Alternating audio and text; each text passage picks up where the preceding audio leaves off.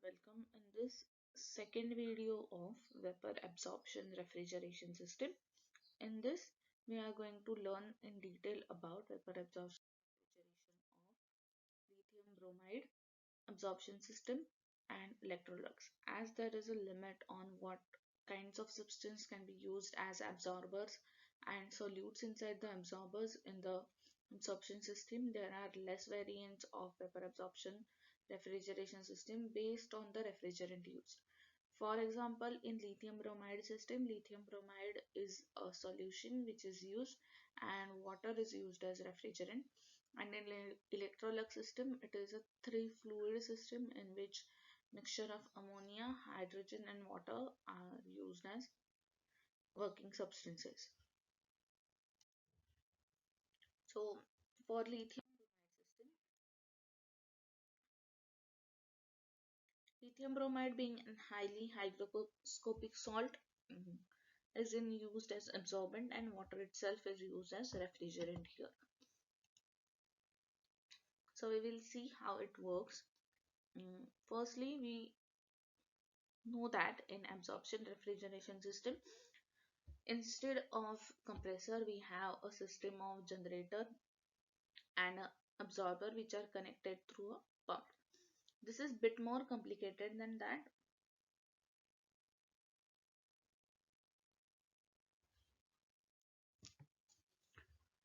See, the generator and the condenser are located in a high pressure vessel and evaporator and absorber are located in a low pressure vessel. So there are two kinds of vessel. One is high pressure vessel and the second is low pressure vessel. Weak lithium bromide solution, which is here located in a high pressure vessel.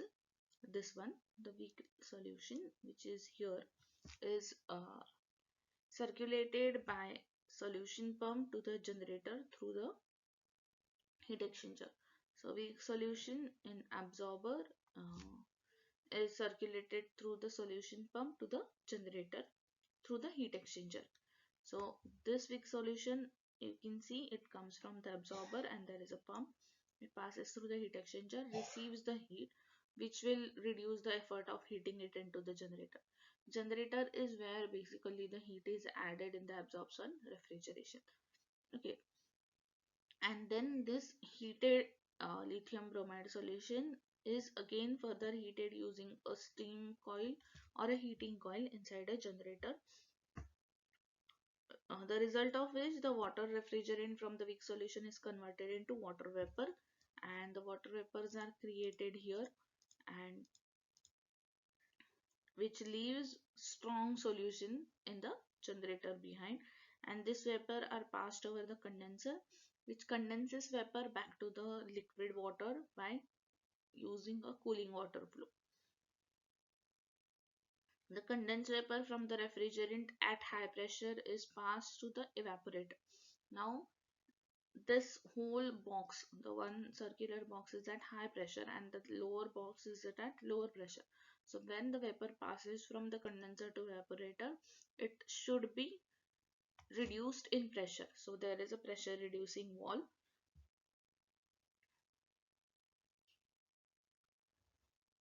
and the cooled water is sprayed in the evaporator to evaporate this condensed water. The cooled water is sprayed by the evaporator pump, which is absorb latent heat of the vaporization from the hot water circulated from air conditioning space. So actually, if you can see this green line, that is the main refrigerating effect created here. This type of water is cooled in an LiBr absorption system. Now as the system consists of water and its freezing point is 0 degrees Celsius, therefore all the air conditioning or whatever applications are driven using a lithium bromide absorption system are above 0 degrees Celsius.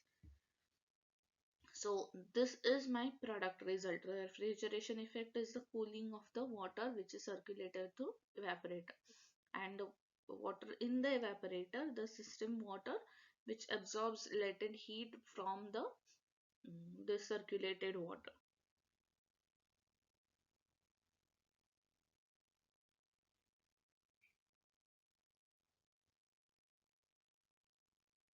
So this water vapor absorbed by the strong lithium bromide solution. Whatever the water vapor is evaporated, it is absorbed by the strong LiBr solution sprayed in the absorber. This one, if you can see, it links back to the strong solution from the heat exchanger, and this absorbs the water and becomes a weak solution, which is again recirculated to the generator through this pump. So that's how the cycle is completed. So water is continuously absorbed by the lithium bromide solution and it is continuously regenerated in the generator. The basic advantages of lithium bromide system is the pressure inside system is below atmosphere. So the system is lightweight and there is no danger of bursting or toxication or leaking out. Since water is used as a refrigerant and it is a non-toxic, it can be directly used for chilled coil, it can be used for air conditioning.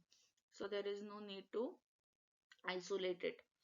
The work energy requirement are negligible since the pressure difference between the generator and evaporator is very small.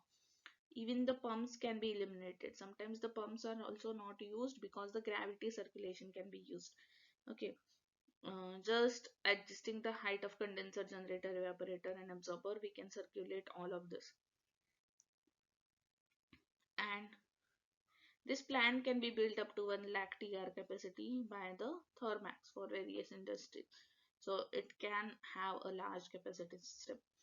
And the operation and maintenance cost is also very low in the lithium bromide absorption system.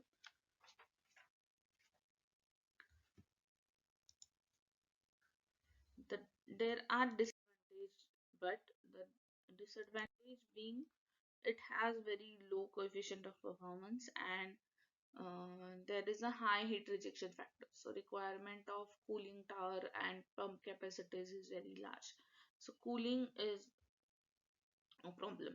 And also lithium bromide solution is corrosive, therefore it can be uh, corroded through the metal part. So we need to use inhibitors which can resist this corrosions.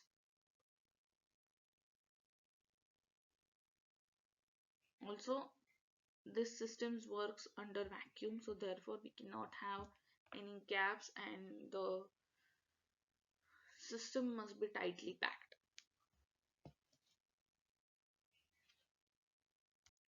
Moving on, we will move out to our next absorption system, that is Electrolux system. The Electrolux refrigerator are used for domestic refrigerators. In the system of Electrolux, the aqua pump of the vapor absorption system which we have seen is dispensed with introducing a gas like hydrogen inside the evaporator. As hydrogen does not chemically react with ammonia and uh, its absorbent, that is water vapor. Hydrogen gas is used in a system where it is in the evaporator and absorber. So it does not goes outside it, it circulates between the evaporator and absorber. According to Dalton's law of partial pressure, the total pressure in the evaporator will be sum of the pressures of hydrogen and ammonia present inside it. So if the liquid ammonia reaching to evaporator is will evaporate at the partial pressure, that it will start boiling as soon as it reaches the evaporator which contains the mixture of hydrogen and ammonia. Then it is descended through the it is taken out of the evaporator and cooled, and this is cooled in the absorber, the outer tube, before reaching the absorber. So thus hydrogen gas enters the evaporator in the cooled condition. So in absorber, the hydrogen before the absorber, the hydrogen gas is cooled and it again goes back to the evaporator. Remember that hydrogen does not react with ammonia and water, so it can pass through. Okay. The weak solution in the separator will be hotter than the strong aqua content in the absorber. These two liquids are brought together in the liquid heat exchanger, which can be shown, that is the strong solution and weak solution. Here, and they can exchange the heat.